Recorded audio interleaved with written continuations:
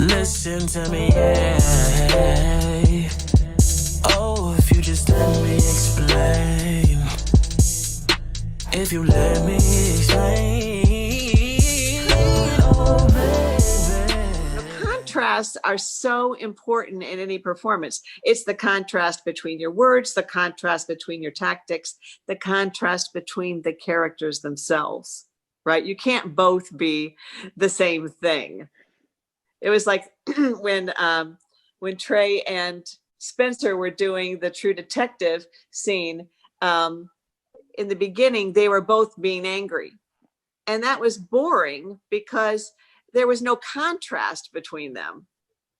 Whereas Spencer had just gotten a promotion, and he was all, excited about offering a job to the guy who he's been ignoring for 9 years, and not, he's got to make up for it.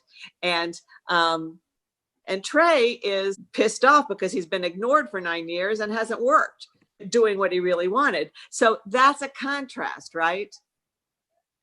So that's what you always need to know. You don't want both of the characters in your scenes being exactly the same. And Christine her character is a risk taker. And Maria, your character is afraid of taking risks. It's scary what she's saying. It's not what you want. So that's a really good contrast. Really good work. How did you feel about this 4 weeks?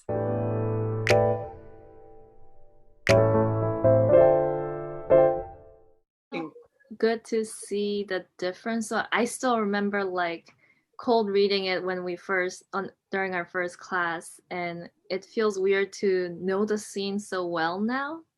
I feel that sort of difference over the classes. And it's funny that the more you know it, the more spontaneous it feels, really. It doesn't feel tired because you're really using your words every moment. Mm-hmm. And when you're doing that, see, the thing that makes a performance seem that you've overdone it is when the words start to come out without thinking. That's what happens to people who rehearse too much, is that they stop needing to think about the words. But the thing is, you got to think about the words no matter what.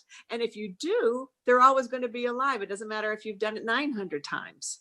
If you're on Broadway and you're thinking, you've done this thing for a year and a half, then you still need to choose the words in the moment, and use them.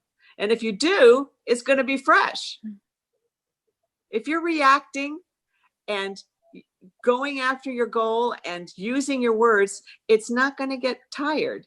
And doing it a lot of times just gives you the freedom to play with that, because you don't have to worry about what word's coming next. Right? You can be even more in the moment, because you can let them affect you more and react more, and you can do everything because it's all so much easier, because you don't need to worry about what's coming next. Oh my God. Right? Is that what you experienced? Yeah, for sure. Yeah. Good. Listen to me, yeah. Oh, if you just let me explain. And obviously everything else that we have to do with acting, we want to make sure we do. We want to really be concentrating on your objectives and what it is you really want from that other person, and be going after what you want with your various tactics, right? That's what we always have to do. Those are the key factors of a great performance. And your words are your way of being in the moment with your character. What do I mean by that? How are your words your way of being in the moment with your character? You're saying don't waste your words, because you're using your words to get your point across or get your goal achieved. So yeah. And I've never heard any acting teachers think of it, but the more I've been coaching you guys here, the more I'm aware of it, is that your character is trying to come up with words in the moment. What is your character thinking about in the moment? They're saying the word that they're saying to get what they want. The word is in the moment, isn't it? And then a moment later, there's another word and another word and another word. And each one of the words is a little bit different, and you're trying to use it to get what you want. That really puts you in the moment of your character, doesn't it? Mm-hmm. Right? But you do need to act the words. You need to bring the words to life. And this makes you have an alive and fascinating character. Because, you know, boring people are lifelessly saying their words, aren't they? And a really fascinating character is using their words to their fullest. Okay. You find your character in your words because your character is choosing them one after another in order to get what they want. So just really use your words for your purpose and relationship. I still need you to listen, oh babe. Listen to me. Then there's the relationship part of it, right? Yeah. You speak to that person in a different way than you speak to anyone else. Your character does, right? Because you should more or less understand the relationship in as compared to maybe a relationship that you have. That's when you're preparing, you have to think, okay, what's the closest relationship I have that this character has? That will help you to know how to talk to them. Right? Now, you're not supposed to be thinking of that when you're acting, because that's your way of getting to know your character and know the scene and know the relationship that your character has with this person. It's your way of relating. Okay. And, you know, we talked a little bit about, you know, Spencer was asking last week about whether or not we can use our own emotional experiences. Hey, oh, if you just let me explain. When we're acting. And of course you need to, because without your own emotional experiences, you can't relate to anything, can you? If you've had no emotional experience, you have no experience in your life. Can you play anything? No. You can't. You couldn't play anything because you wouldn't be able to understand anything. What do you mean, mother? What do you mean? What do you mean, pain? Right? Because all you know of it is what you've experienced, right? So you've got to use that. But in the moment of your character, you're not thinking back, oh no, wait a second, I got to think of my grandmother. Okay, let's go now. Okay, you can't do that. You can't be, what you relate to is like, okay, this character is very much like I was when I had just lost my grandmother.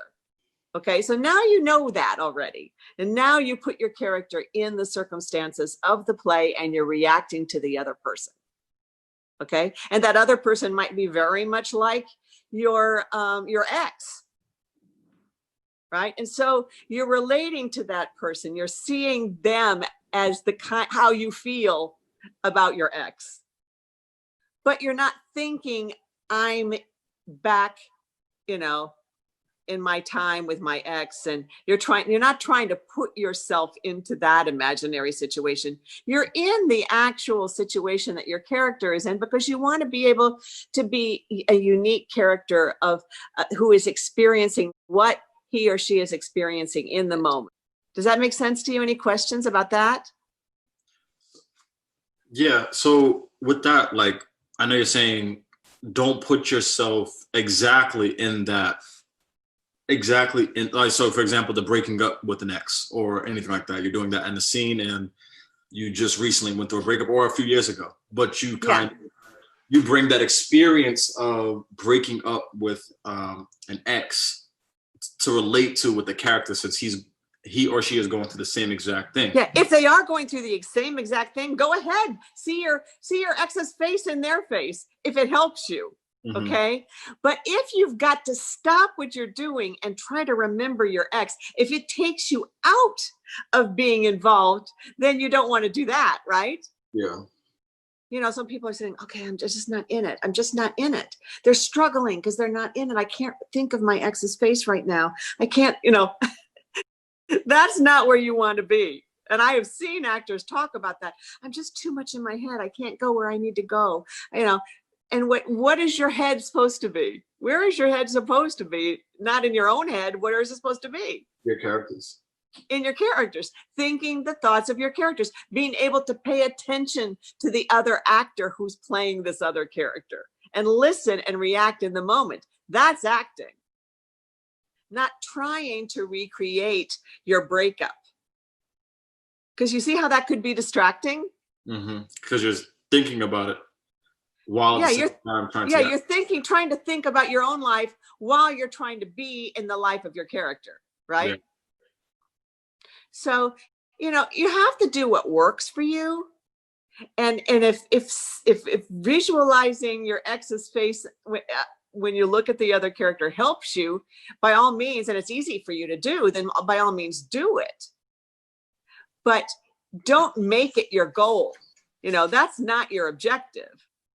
Your objective is to change the other character with your words as your character, right? Yep. Good. You just let me explain. If you let me explain. Oh, baby, listen to me.